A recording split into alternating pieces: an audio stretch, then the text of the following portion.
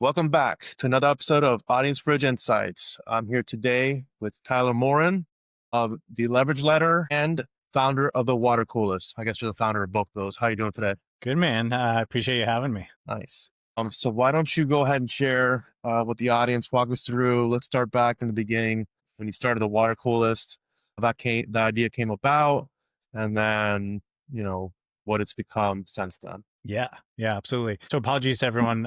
I've shared this story probably a few times, but I'll give you the quick version. So I founded the Water Coolest back in 2017. So it just became 8 years old. I think my math is correct there, which is kind of crazy. So I was actually working like no media background. I was like to tell the story of like I went to UConn.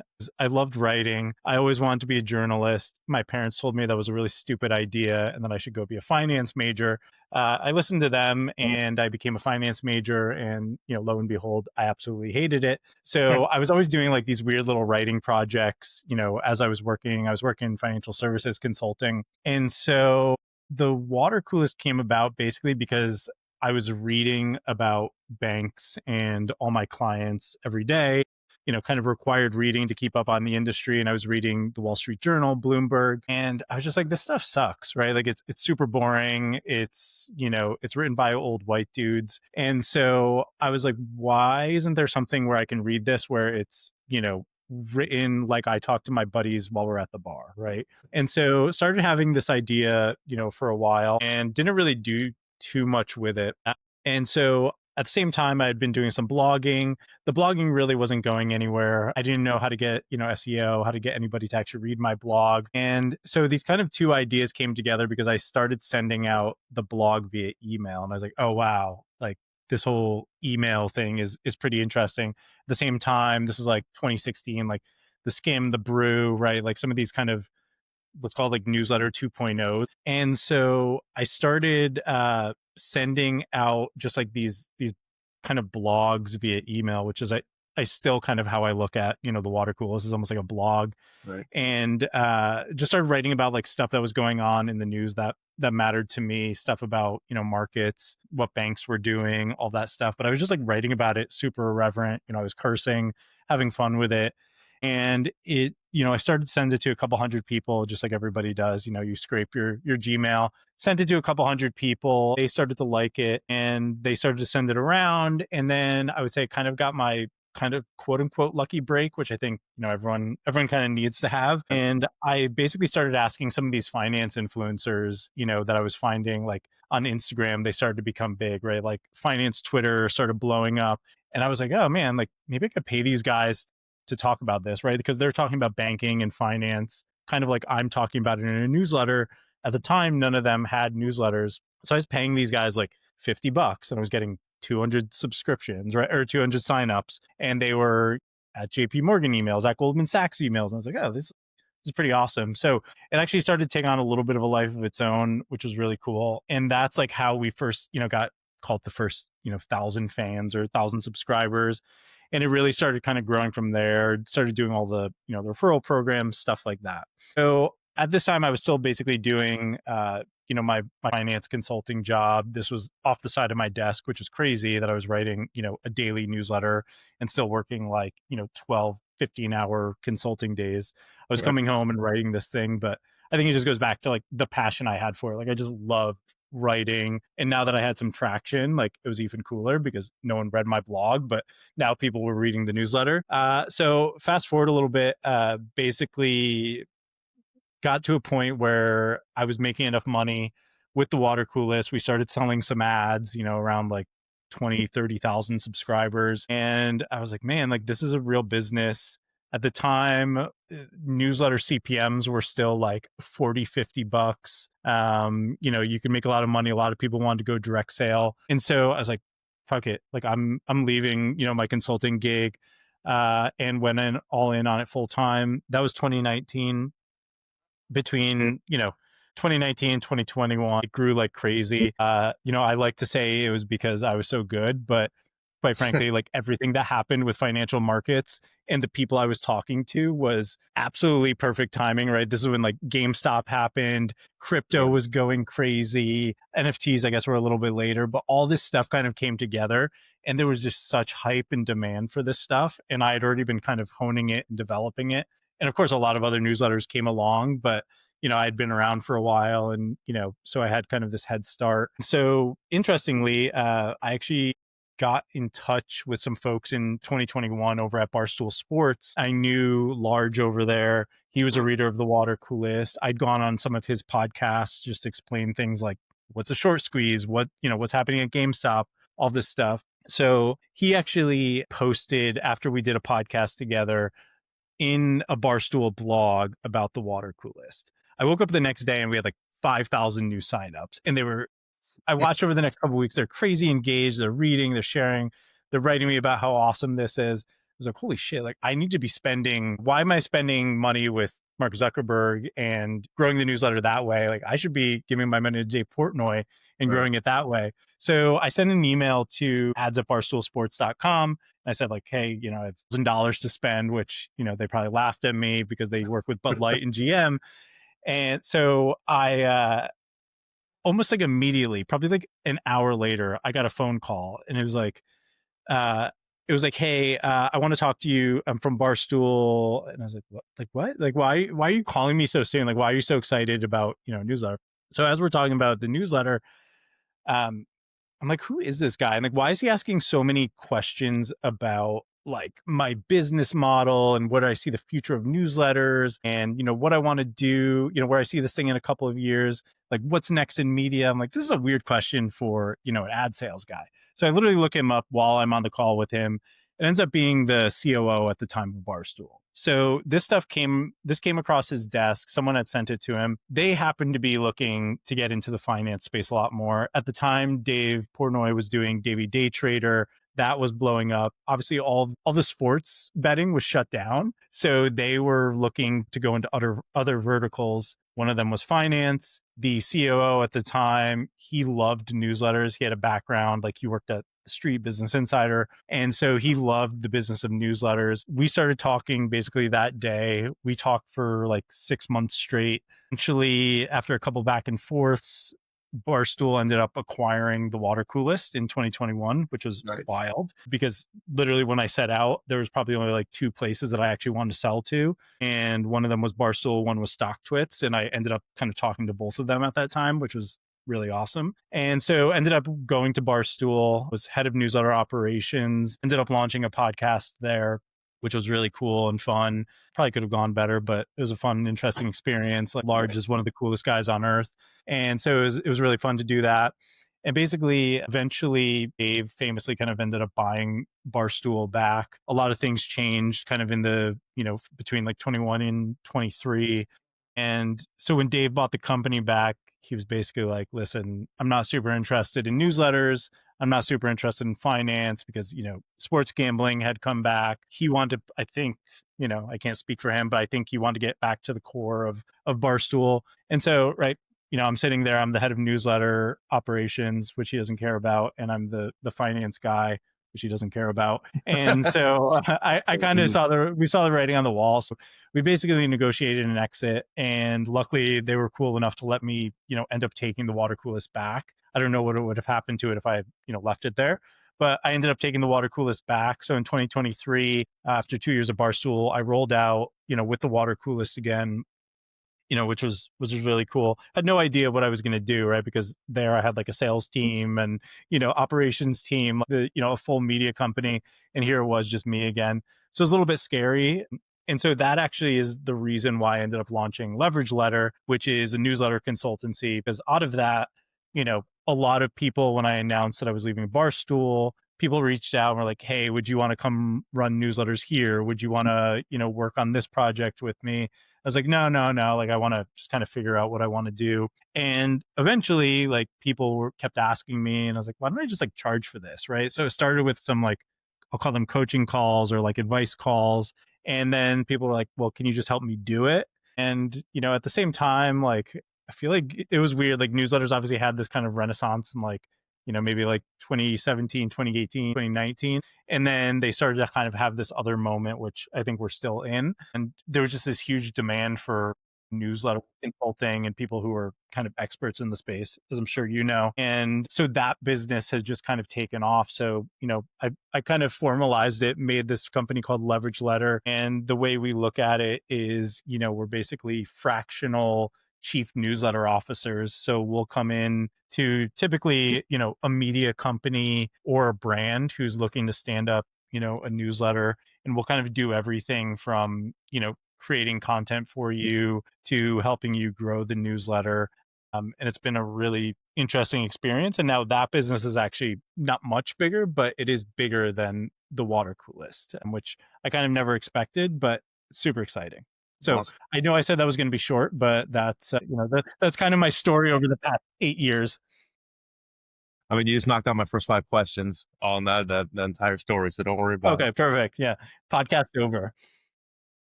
So just going back to that time at Barstool, and you're obviously with a big, pretty big media company. What did you learn there? Or what things did you maybe take away from there that you were able to bring back to the water coolest when you're doing it on your own, as well as you're participating in all these other newsletters for people and consulting and helping them out? Like, what did you maybe learn as a big media brand that you can bring to smaller brands that you're helping out? Yeah, so I think there's like two big takeaways, and this was something like, and I thought it's funny because everyone like always asks, about Barstool, like, oh, what's Dave like? And like, what's Frank the Tank like? That's like always the first question when people hear I worked at Barstool. And like, the thing I always say is that everyone is like exactly what you see on camera. Like nobody's acting at Barstool, right? Like everyone's just like their true selves, and they've assembled a bunch of like super interesting characters, and like that's truly their ethos, and they lean into it. Like it's not just something like an act they're putting on for the camera. So like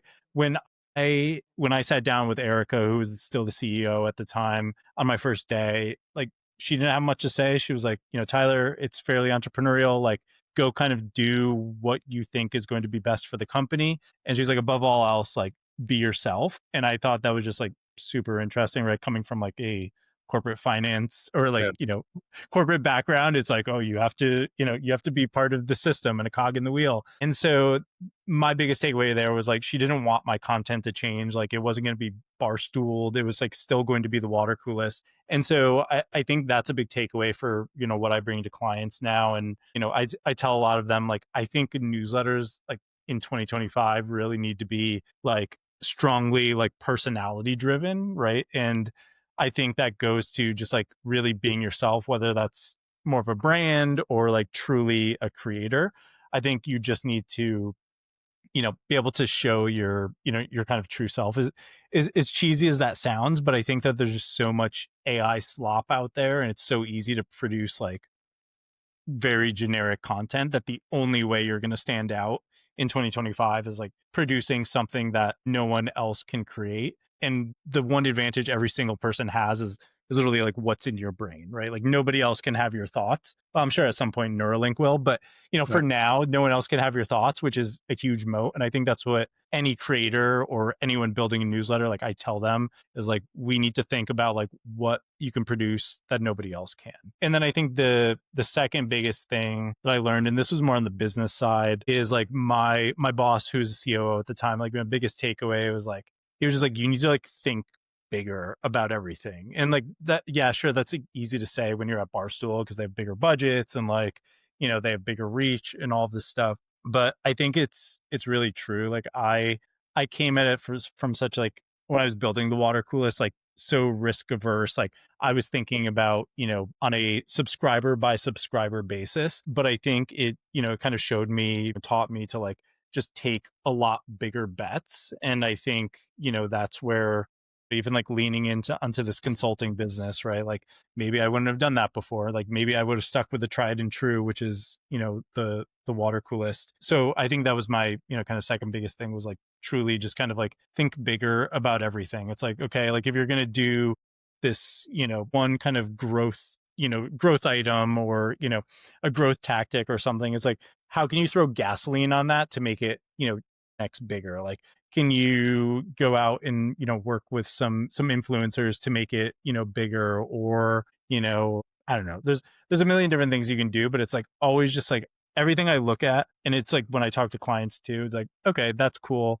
but yeah, that's going to get us our next 5,000 clients, but like, how do we think about getting our next 50,000 clients? So just like, I guess like thinking bigger and like thinking towards that next How to level. scalability of things. Exactly. Got it. And um, as far as content goes, you kind of explained on the personality, edginess, whatever you have going. How do you balance that with somewhat professionalism or providing good content that's valuable versus just entertainment? As a finance newsletter, I mean, obviously people want to read to be entertained, but I mean, if it's a finance newsletter, you're hoping that they're going to get some value and help them make some sort of decision or reinforce whatever they're thinking. Yeah.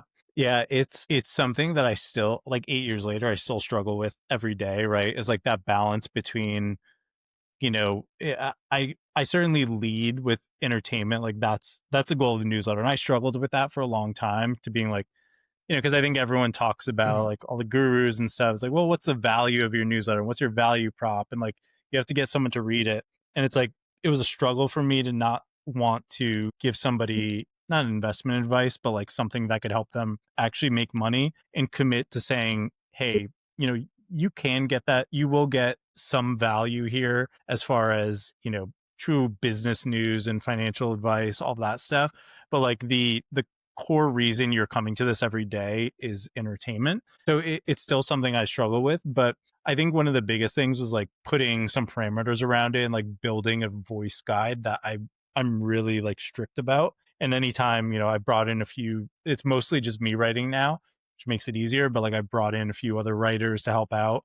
And there's just little things that, I think force your hand. And I would recommend, and I recommend this to all my consulting clients, is like get serious about like a voice guide and a brand guide. And like one of the things I do is I'm no joke, as I like to say, or like no entertaining piece should be more than like 2 sentences of just pure entertainment, right? So like I can talk about, the Fed, but I can't just go off on this long rant, like trying to build to a joke or something like that. Right. It's like I need to tie in something that's like factual or helpful or valuable in at least like the next sentence, right? So little things like that have kind of like forced my hand and trained me, and like I've trained my brain to do it.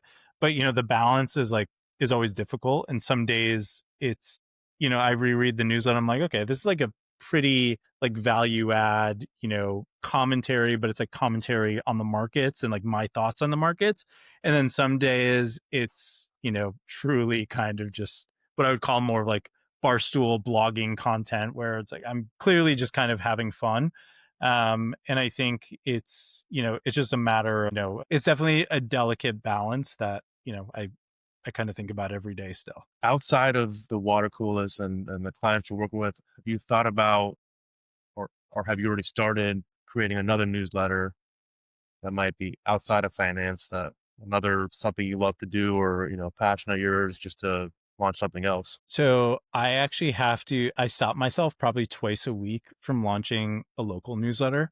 And you guys can probably Those figure are out what. those are the hot thing these days. I know, I know. In my town, it's like, it's Fairfield, Connecticut, right? Like there actually is no like great local newsletter. Now I know 6 a.m. City is probably going to come in and do this, but Right. it's like an affluent town, right? Brian, And do not go in there, please. I know, I know. Don't screw me over. But it's one of those things like I always want to do.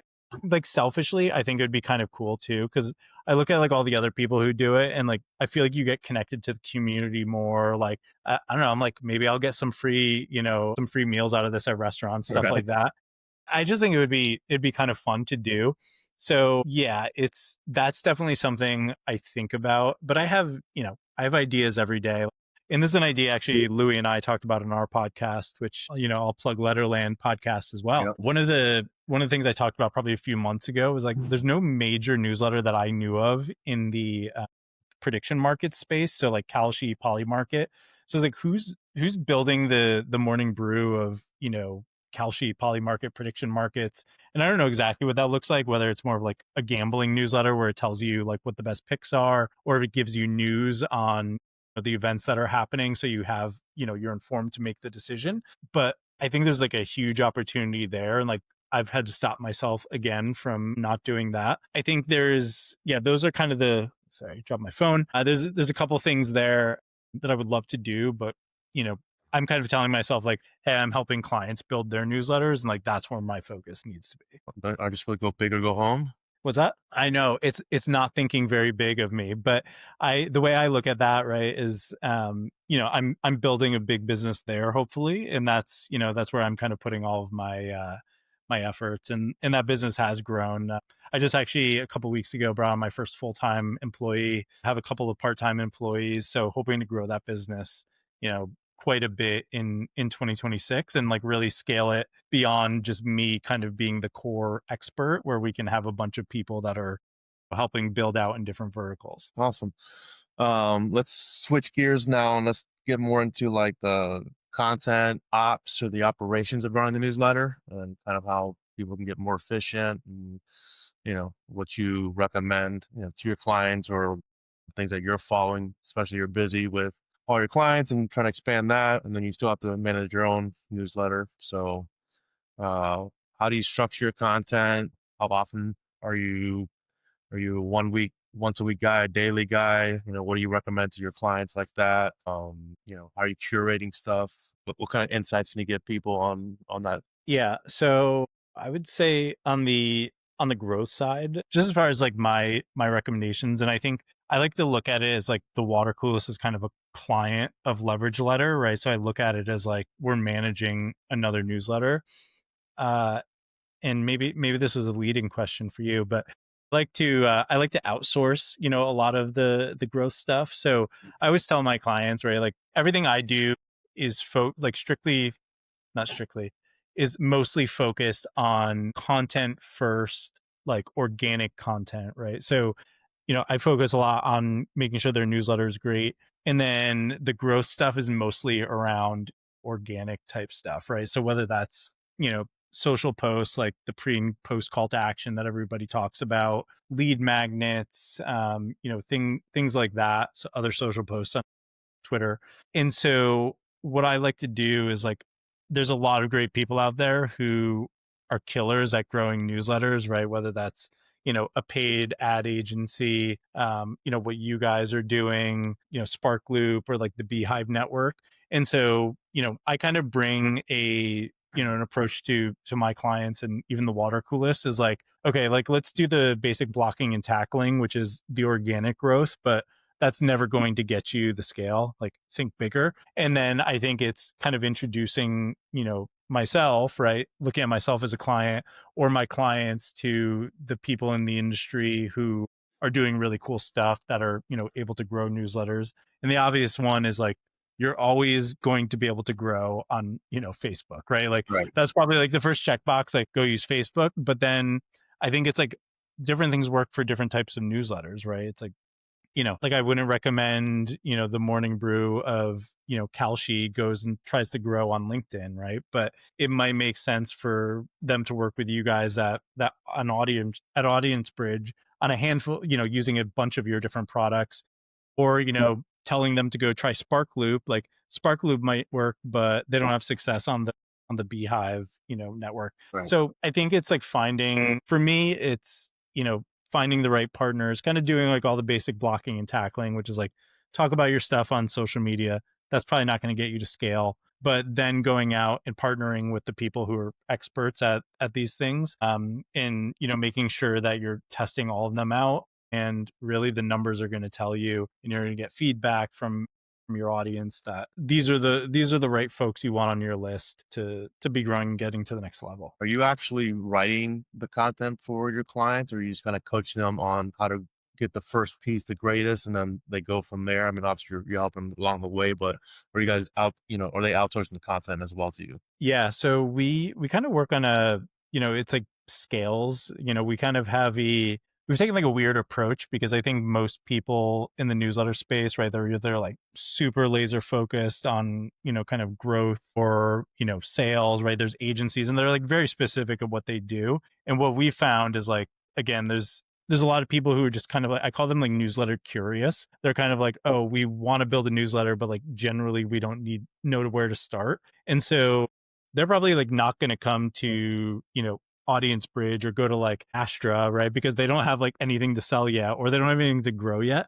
So the way I look at it is like, let me be their Sherpa to kind of help them build that newsletter and that core, and then, go hand them off to, experts like you guys. And so I to answer your question, we will do kind of everything. So we'll take it in house, and if they say like, hey, go run our newsletter, and we just want a report once a month, like we've done that for clients, but it's usually somewhere in between where it's kind of like coaching, and they have, their experts in house, and like a, media team in house where they can write their own newsletters. And we're just going in and helping them audit it and saying like, hey, like you should really think about this hook. Like, let's think about these sections. Like, what do the dividers look like? And we can kind of do a full audit on all of that stuff. But yeah, it really ranges based on the client and kind of, I would say, their level of sophistication and how big their team is. You're working with both B2B and B2C, or you just focus on one vertical? So, I mean, I love B2B for a lot of reasons. Typically, they have more money to spend, but This yeah, is we true. we definitely work with both. I would say our core, we definitely lean more B2B. I've just kind of and it's probably more so just because like I've carved out a bit of a niche there. Like I started with a couple B2B newsletters, and then they kind of recommended me to other ones, and so we've gotten some like really good systems, and we know what works there, so we've leaned into it. But what I find is that a lot of the same ideas work across B2B and B2C. And I actually probably it's probably better that my background is in B2C, because what I do is I find that like B2B tends to be this super boring, old, Right. Yeah. and so like if you can take and like layer the types of content on top of B2B content, like you could just polish it a little bit, and your engagement is going to explode, and people are super excited to read it and open it. And that's just because the bar is so low for B2B content in Yeah. most cases. It's like these boring white papers, and like I look at it the same way when I started the water coolest. It was like, written by, old dudes in at the Wall Street Journal or Financial Right. Times in really boring language. It's like, okay, well, let's just take, the farmer's, B2B guide, right? That's been written by the same dude Right. for, The trade for 50 years. association or And the like, yeah, and like, let's make it exciting and people actually want to open it. And it's awesome because the advertisers are willing to pay a ton of money to reach that audience because it's super, super valuable to them. So yeah, there's just so much money sitting on the sidelines, in B2B, and not just in newsletters, but media in general. Like it just is in the midst of an overhaul. And I think right now, like tech and AI are, leading that in the B2B space, but hopefully it's going to kind of spread its tentacles to, all of the kind of boring, industries. Are there any tools you're using to help you write? Are you using an AI to help come up with stuff? Is it helping you write the content? Is it for ideation? Is it for, you know, Yeah. Yeah, it's editing? funny. Right now I'm like pretty much raw dogging it. I would say like I'm a content purist. Again, like that's why I got into this thing, is like I just love getting into content, like sentence structure. Like I could just nerd out about that all day. Like I would love to not have to think about anything else but just write content. I'd be a good, Substack writer, but unfortunately I'd like to make more money than that. So, like, I've kind of built this business, but like that's kind of my obsession. That said, it's actually an interesting time because I actually just brought on like an AI consultant, which I didn't even know existed until, like 6 months ago. And they're actually helping me build out more of a research tool. So it's not actually going to write the water coolest or any client work, at least for now on the client side. But the goal is like to basically do the things on either side of me writing. So, it's going to be a tool that helps me go through and say like, okay, you know, Tesla earnings, right? It's like goes and gathers a bunch of sources, like what are the most interesting quotes about it? Did Elon say anything crazy on the earnings call? All of that stuff. So it's going to kind of create the research for me.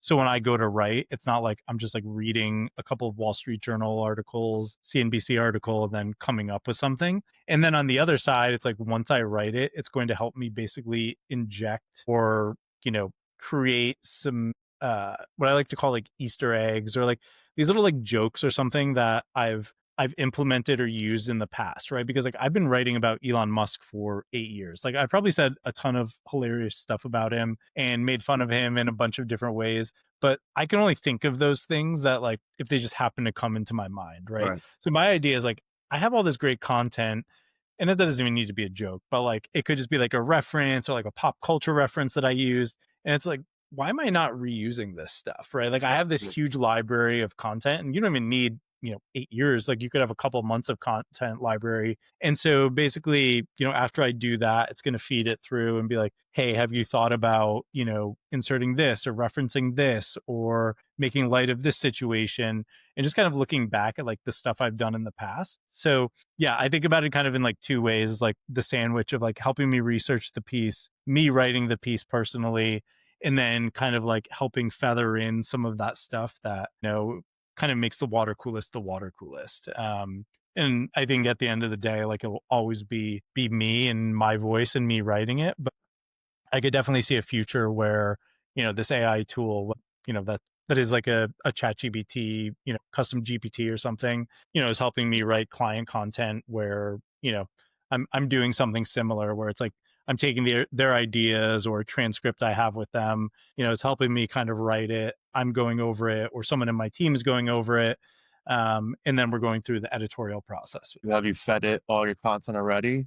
And you're still working on it? Have you tested it or still the process? So I'm waiting patiently. Probably by the time this podcast drops, I will be testing it. So I will follow up with you on how it looks. So we're actually like doing all the feeding the I content now. I feed mine all my stuff. So it helps me write my newsletters. I just tell it like, or I give it all the information I want to talk about, and then it'll boom, and it'll give me at least my base structure, and then I'll go in and edit and do things. What are you using for it? I just ChatGPT, use Claude? ChatGPT, yeah, Nice. just to create a custom model, persona, whatever. Fed it all my articles, told them about me, my writing style. I import all these podcasts. I just keep on training it on all the stuff that I push out. And then I use it for whatever, then as well as like client stuff, put in client information and client case studies, whatever we're doing. So it just keeps on Mhm. learning. I'll even prompt it or I'll ask it like, when the client has an issue, like, what have we done here before to help solve this or whatever, and I'll just output Yep. information. But I can see with how much writing you've done, it should be able to write pretty damn close to the way you like to write, just to like give it an Yep. idea and have it do that, and then you go and you fine tune it and you change whatever words you want or tweak it. But I could just see it. I mean, it's getting crazy out there. So How close would you say you feel it gets to your final version? Like, is it 70%, 95%? Like, where's it live for I would you? say something that would normally have taken me like 2 hours takes me like 30 minutes. So, I already know in my head like what the base topic I'm going to talk about, what I'm going to write about. Mhm. So, I just write that out, and that might take me 5 minutes to give it all the details. And then it'll just boom, it knows my format, everything I want. It'll just output it, and then I'll go each section, just making sure it's got what it needs to have. And then if there's sections that I think need more information, I'll go add more information, or I'll tell it to pull something. But I mean, it's just so much faster. I am Yeah. by far a content truist. I can barely fucking write. My grammar's horrible. I guess grammar's not even that big these days, with the way people write newsletters. But I got Grammarly always on, updating my stuff. So I wouldn't be able to write a newsletter efficiently and continuously if I didn't have help of AI, because it would just take too long and I have a lot of Right. other crap I have to deal with. Yes. Yes. That's But interesting. I understand the whole content truest part, but I just feel like for people that are that good at content with AI, it could just be like another level. Yeah. Yeah. I mean, that's hopefully the goal is that Which, it just kind of can take everything to the next level. you said you're doing it, just the aggregating of everything so you have it there. So when we talk about, how do you balance your voice with like professional or like true stuff? I mean, it's able to give you like, now you have like 6 things that might come from a piece you're trying to write about that you can kind of plug in there as factoids or whatever, or make fun of, in a funny way, but where you might only got a chance of 1 or 2 because there's only so much you consume at one time. Right. So that'll, I'm sure, going to make it a lot better.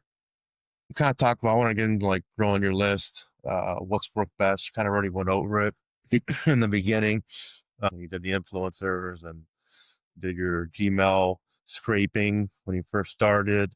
Anything else you're doing for or you recommend to your clients for list growth, or are they trying to focus more on like organic on Twitter? I mean, I guess Yeah, I mean, BD on the LinkedIn would be probably the primary. yeah, I mean, I think the truth of the matter is it's hard to grow a newsletter organically in 2025, right? Like it's there's a lot of noise out there. The social networks don't necessarily, help you out.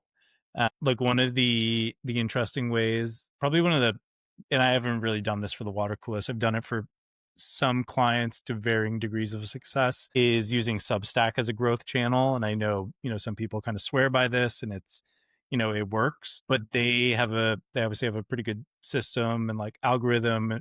But I think, the way I look at that is like, it's just another social network, right? So like you're just basically growing on somebody else's channel. So I would kind of lump that in with social, but truthfully, like I would say most of the water coolest growth right now, besides the people who just find out about it or, the handful of people who, are sending it to their friends, almost all of it is coming from paid, and that comes from working with you guys. I've Spark Loop turned on, running Facebook ads pretty regularly. So, most of that, and quite frankly, that just comes down to it's a numbers game, right? It's like, if you're losing a certain percentage of your list, there's just almost no way you're going to make that up, once your list is big enough. So I think after a certain level, like, yes, it's always good to be out there and have organic stuff turned on. But, if you want to get to any sort of scale in 2025, unless you have some crazy, insane, unfair advantage, it's almost impossible, I would say, to be able to grow a list organically. And I actually say that knowing like a very huge celebrities list, like has not grown super quickly organically despite, his social posts and stuff like that. So like I have some insight into the back end there. And so that's actually, kind of reassures me that, I don't know if it reassures me, but it tells me that it's like it's not super easy for anyone to just like grow Right. grow a newsletter overnight. Like I think a lot of people think they can. Yeah, yeah. I mean, like you said, once you get to a certain size, it doesn't matter. There's never going to be enough organic growth to keep you to where you're at. If you want to keep scaling or keep it the same size, at some point you're gonna have to do paid marketing. Right. If you want to grow Right. fast, you're gonna have to do paid. There's no options to it.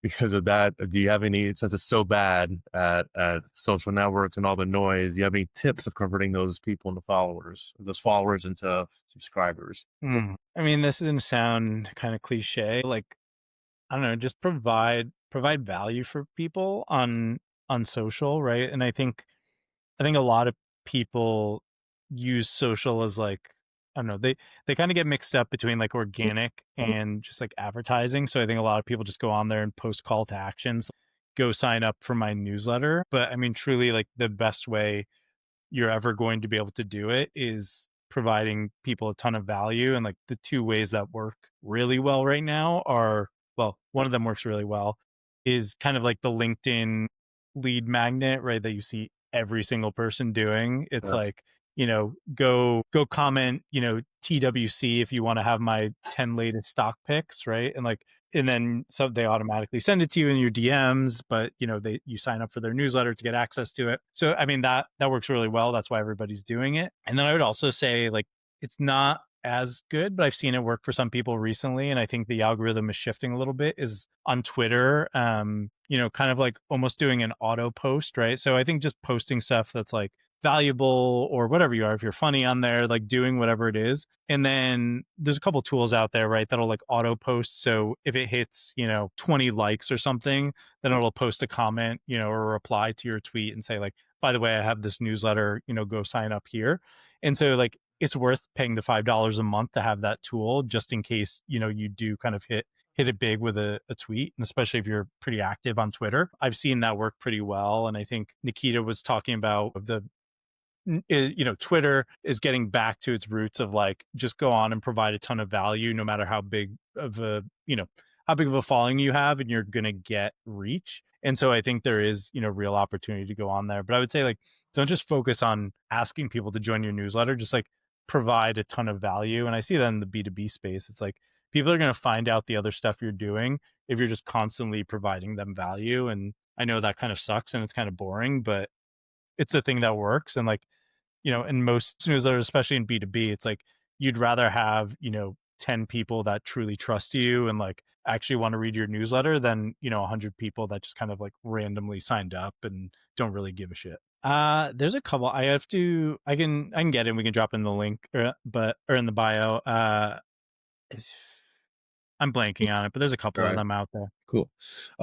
As you're growing your list the first time, and obviously what you're working on now, how did you manage or think about deliverability or list quality during that time so that it's easy to get a bunch of subscribers, grow a list, but you can easily lose deliverability and blow it up with just a bunch of bad Yeah. emails. Yeah. So I think my thinking has shifted on this over time. I think when I was building the list, it was kind of like there were milestones, and those were like, and this is going back before Apple kind of changed the game, right? Because now you don't really know if an open is All an right. open.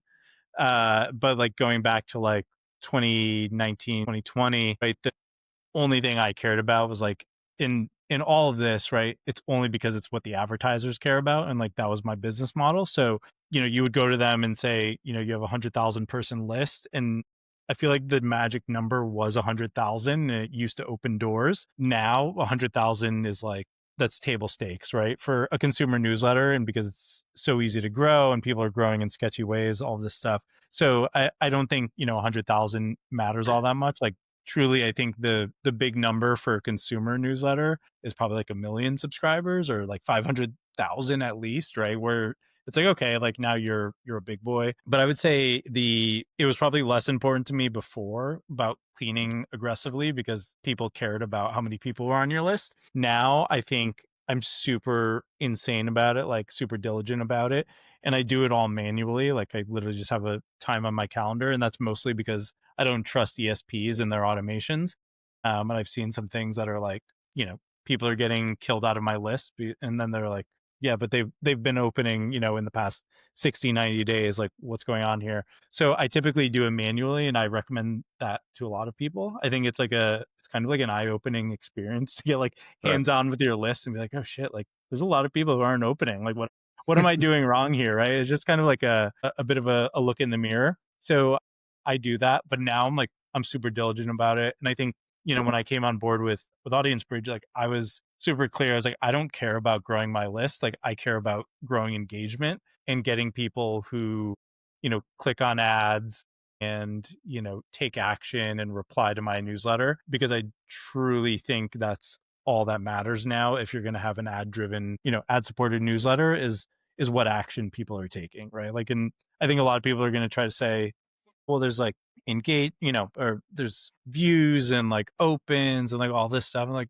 at the end of the day, advertisers don't care about that, right? So if you're building a consumer facing newsletter, the only thing that matters is the outcome for, for for advertisers or whoever your client is. And I'm not even saying like clicks, like what it's going to come down to is like what's their ROAS basically. So yeah, I just care about building the most engaged list possible. But I guess it's also fair to to be fair. I also have like 100,000 plus people on my list, right? So like Right. maybe I think there's like a fine balance if you're like growing still and you're at 20,000, right? Like yeah, maybe you should be instead of killing people out who haven't opened in the past 60 days, you stretch that to 90 days so you can grow the list a little faster.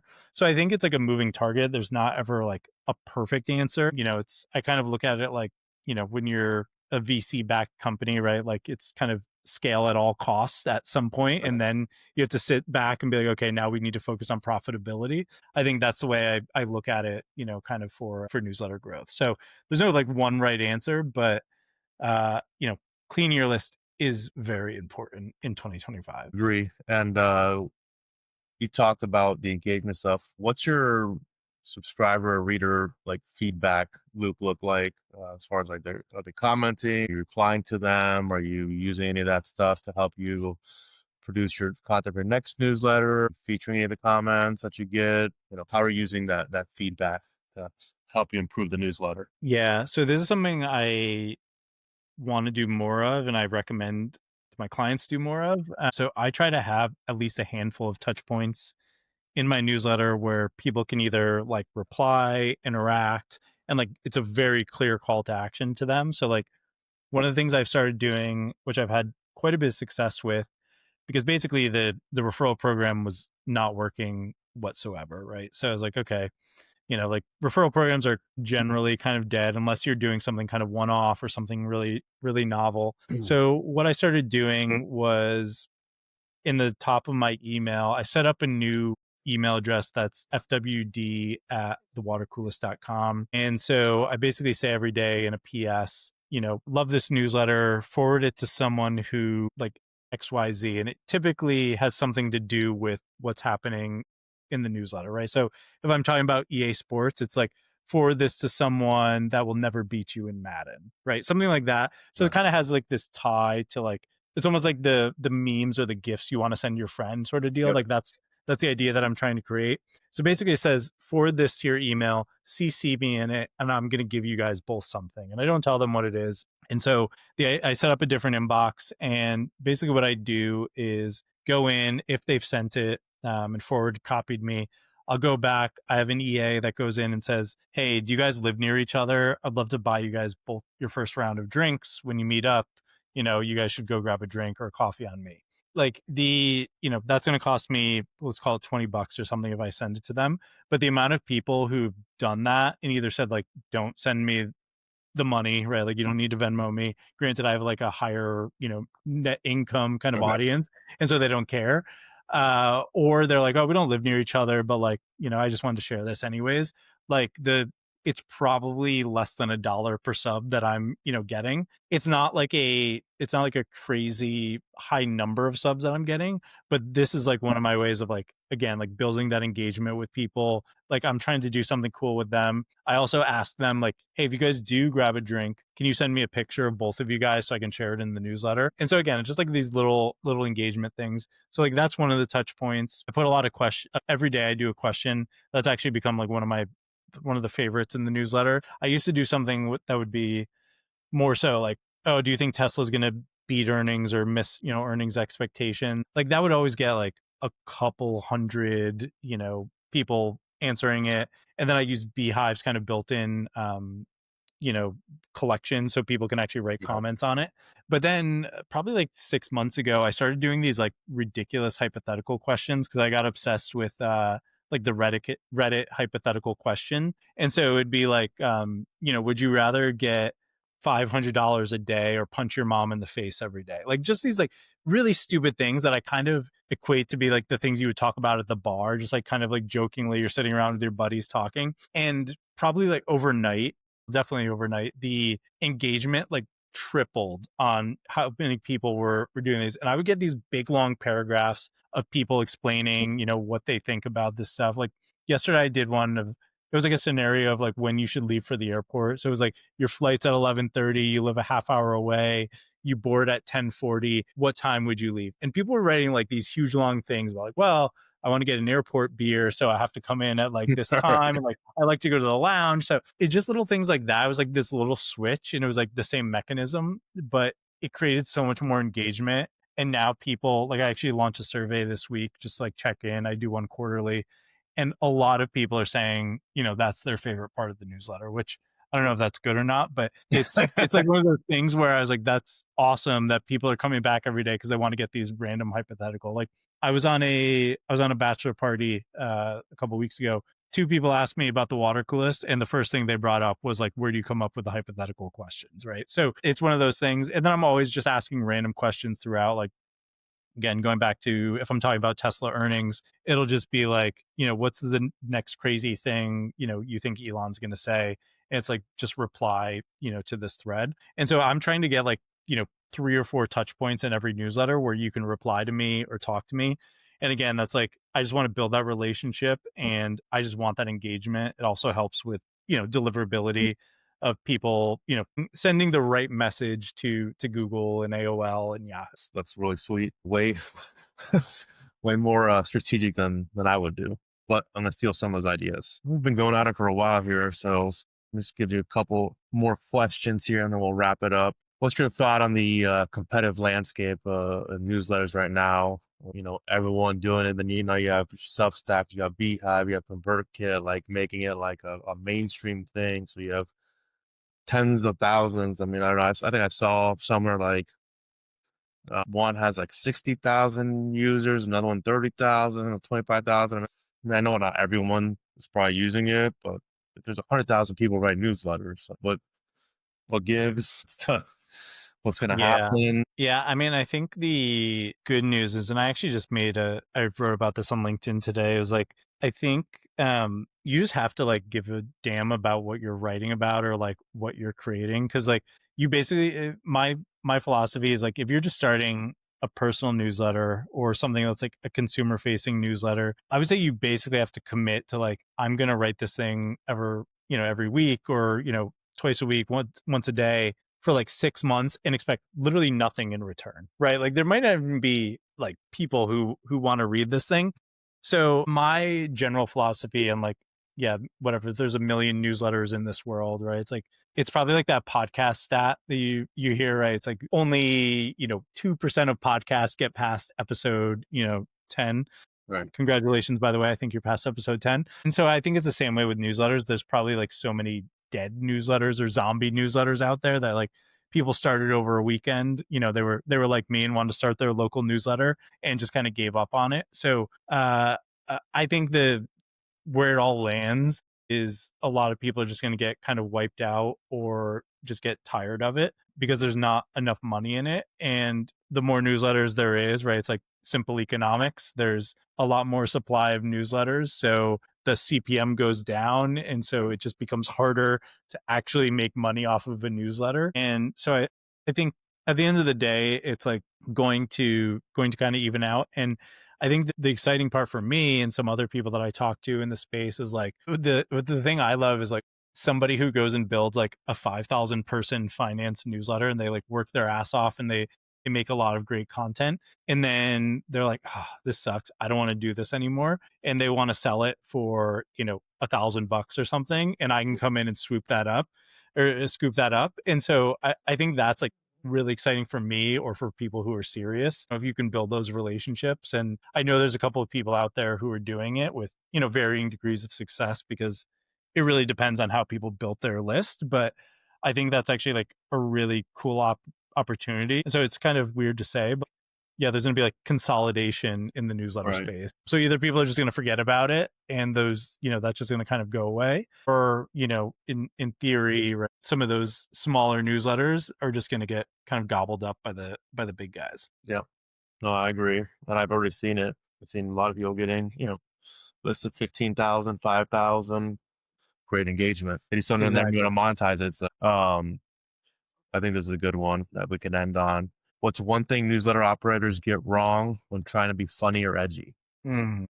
I think I think there's a couple things. I think it's probably using what pisses me off the most is people using like ChatGPT dad humor, right? Like if you go and ask ChatGPT to be funny, like it's not very good at getting like the nuance of humor. So I see that a lot. And then this is actually one of my biggest pet peeves in the world is all the newsletters who say they're like the entertaining version of XYZ, right? So it's like, like even I don't think the Morning Brew leans into it anymore because I think they've like realized what they are. But like they used to be like, oh, we're the irreverent and like funny.